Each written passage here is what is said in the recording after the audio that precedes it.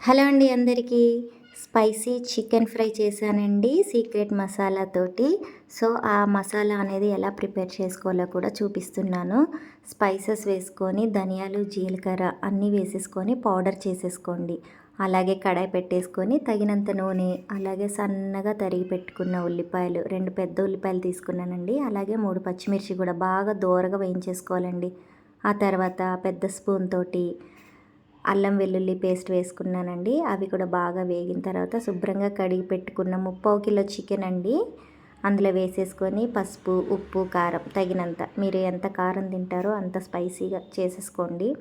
ఆ తర్వాత బాగా మూత పెట్టుకొని ఒక 15 మినిట్స్ పాటు వేయించుకోవాలండి. ఆ తర్వాత మూత తీసేసుకొని ఫ్రై చేసుకోవాలండి. మధ్య మధ్యలో తిప్పుతూ ఉండాలండి, లేదంటే అడుగంటుతుంది.